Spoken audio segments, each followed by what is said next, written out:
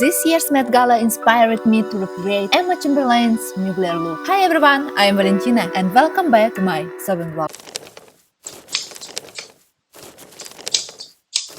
Alright guys, let me tell you a little bit about this dress. You can clearly see the corset boning in the reference photo, so it's obvious the dress is actually going to be made in two separate parts, individual corset and the mesh dress itself. I already drafted all the patterns and print them out, and honestly, this is the biggest pattern I ever made. Just look at this, 89 pages. And that's not even including the extra 6 page for the corset pattern. I taped everything together, cut out all the pieces, and it took so much time. But I did it.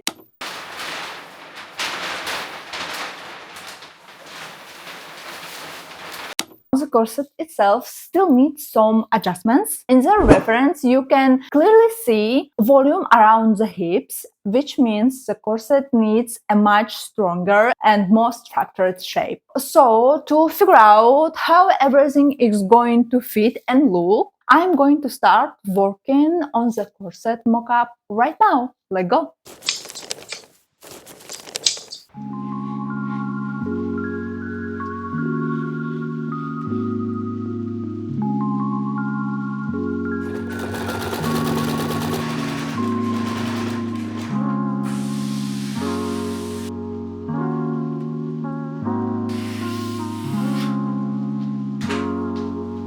This is what the corset looks like so far, and as you can probably tell, it still needs a few adjustments. First of all, I need to take in about 4 centimeters each side in the back, and secondly, I need to change the bust line. I want to raise the connection point with the cup right here, and I also think the cup itself should be a little smaller. And you know what else? We are literally going to draw hip line by hand right now. I think it should sit somewhere around here.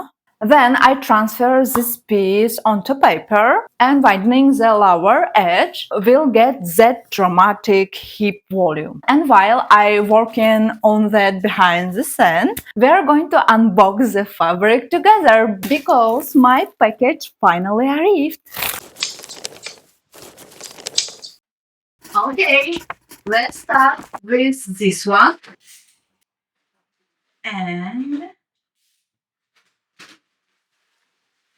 And this is our colorful organza. Oh my gosh, I'm obsessed with how this fabric looks. Color exactly what I was dreaming.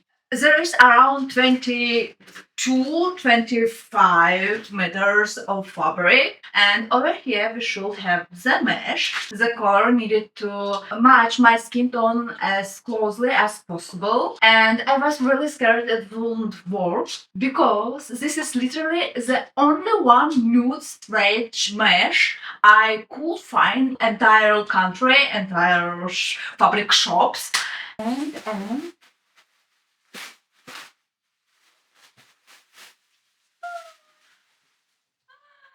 it's perfect. The mesh stretched beautifully and it looks super high quality. I'm obsessed. So now I'm going to start pre-rigging everything right away. This organza is going to take like forever because I'll have to steam and press all of it piece by piece. And the mesh needs to be soaked in cold water, gently pressed through a towel and dried vertically, otherwise it will shrink. We definitely don't want that. So, alright, the mesh is finally dry and ready, and I'm ready to start cutting as well. Or maybe not. I mean, definitely not ready mentally, but I have to do it. So, let's go! By the way, I used an old pattern for the mesh-based dress. It's a pattern I originally made for an exam on stretch fabrics in design school, and I love it because all the fitting and adjustment had already been done.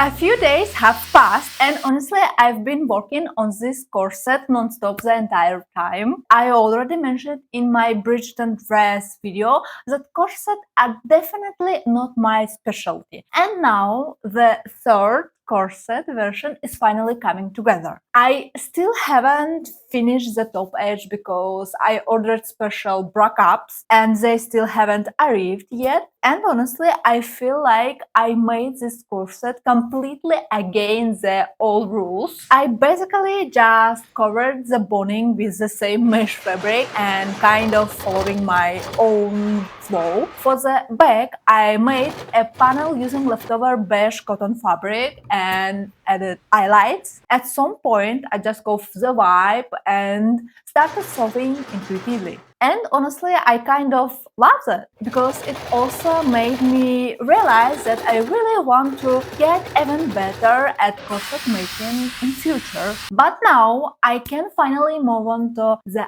actual dress. The base is already cut out, so now I am going to start assembling everything with my best friend, the sorghum. So, let's go!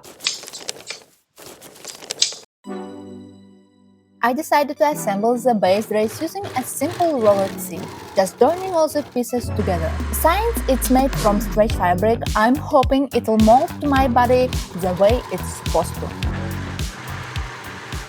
The base dress is finally done, and now we are getting to the most exciting and honestly the most fun part of this entire project: creating a Van Gogh-like painting directly on the dress. For that, I need to cut and sew on meters and meters of organza. I'm feeling super inspiring right now and super exciting, but also honestly terrified of ruining everything, ruining it. But hey, feel the fear and do it anyway. So let's go.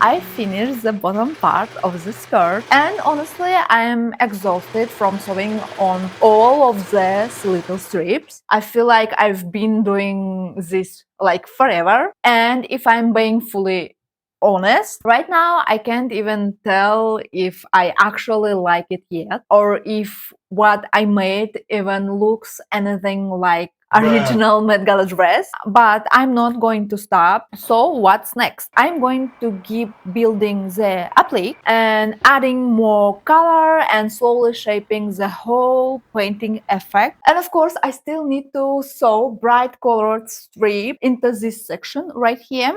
So there's still a lot of work. Also, I'm so annoyed because my invisible zipper order still hasn't arrived yet. So I can't properly try the dress on and really see how it looks on me. And I still can't finish the corset either because the bra cups are in the same order. And you know the most funniest and most annoying part? The store literally swore they shipped my package like a week ago. I already started thinking DHL had lost my package. It turned out they actually shipped it yesterday. Literally yesterday. Honestly, at this point, I just need that package to arrive already. Anyway, let's keep working and try to make this dress as Mugler couture as possible.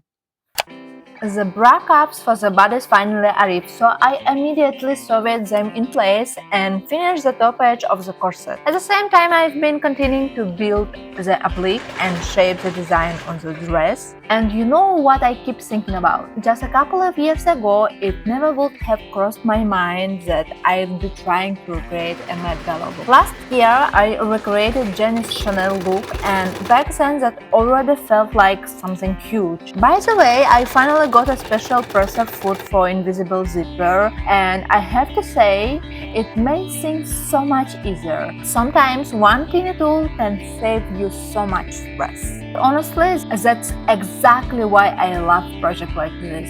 They constantly push me out of my comfort zone, and every single time I learn something new, not just about sewing but about myself too. Hi guys, I finally finished sewing on all the ruffles.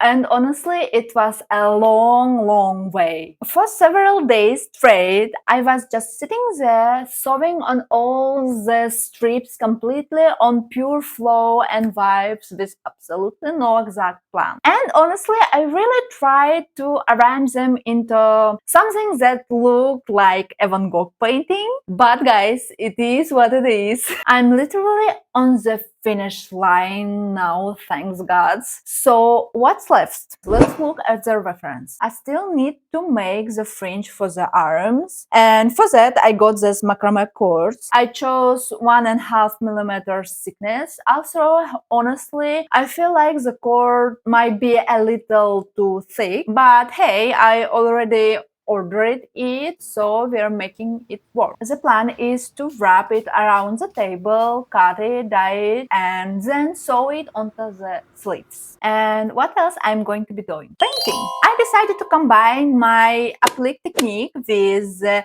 original painting technique they used on the actual Mugler dress. So for that, I ordered special water-based paints for fabric, thicker ones for bold brush strokes, and more liquid ones to spray and create the painterly effect. And yeah, of course, I didn't forget about the brushes. I'm going to paint everything directly on the mannequin, and to avoid completely destroying my little assistant, I'm wrapping her in plastic wrap. And with simple brush strokes and spray paint, I'm going to try creating my own version of Van Gogh paintings. I really want to just enjoy this process, and of course, I hope it actually turned out beautiful. Meanwhile, I am over here painting, thinking I made the wrong brush stroke, trying to fix everything, getting paint literally everywhere around me, getting frustrating, getting inspired again. So what did this whole house turn into? You're going to see the final result in just a couple of seconds in the final reveal.